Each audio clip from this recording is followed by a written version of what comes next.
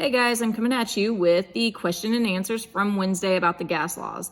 I really hate that we're not in school because I always love doing gas laws in Chemistry 1. We have a lot of neat things we can do with that as far as experiments and activities with it. But anyways, I want you to take a deep breath in, inhale, and exhale. It may feel like you are doing all the work with that, but it's actually gas laws at work, and we'll look at that here in a second. So I'm gonna pan out to my computer, and we talked about the soccer ball yesterday and how it didn't have as much air in it in the morning time as it did in the afternoon when it was warmer out. And that's because the lower the temperature, the lower the pressure. If you light something or heat something on fire, it causes gas molecules to move faster, which then pushes on the walls of the soccer ball, a basketball, tires, water bottle, whatever you have, it causes more pressure. So this can happen if you're heating or if you're burning stuff and there's a hairspray can or some kind of can in there and it explodes. That's why you're heating it up. The gas molecules move faster and it causes that explosion.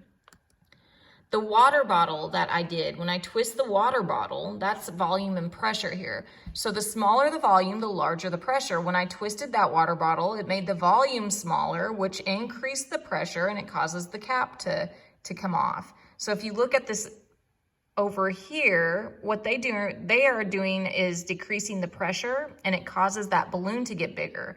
This is something we do, and I don't want to say too much because I'll do it next year with Chemistry 1.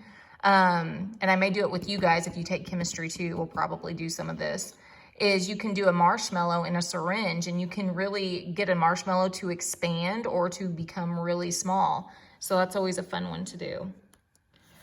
Gas laws in real life, scuba diving, as you go deeper, the pressure on your body is more, which you have gas in your blood. So it does cause gas pressure changes in your blood, and it can do something called the bends, which is very painful. Hot air balloons, it's hot air, it makes the balloon rise. Soda cans exploding in a hot car, it's really hot, so the gases in that soda can expand, eventually it can explode. Airing up tires on a cold day, whether it be like your car tires are running low or bicycle, or it's a lot same as the soccer ball. Heating up water in a kettle, as soon as you heat that up, the pressure builds, which then eventually causes that whistling noise. And internal combustion engines, pressure versus volume, over and over and over again in those.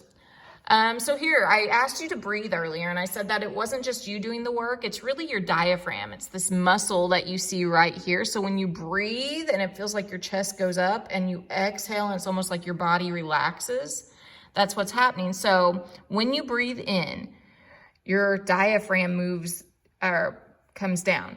If you breathe in, it's almost like your body elongates. Your diaphragm moves down, which causes more volume in here. More volume means smaller pressure. And anytime you have pressure or gases, it will go from high to low pressure. So we go from high pressure into your lungs, which now has low pressure. So it's really the air flowing just based off of the pressure. When you exhale, that diaphragm pushes up. So now we have a very small volume, which means higher pressure.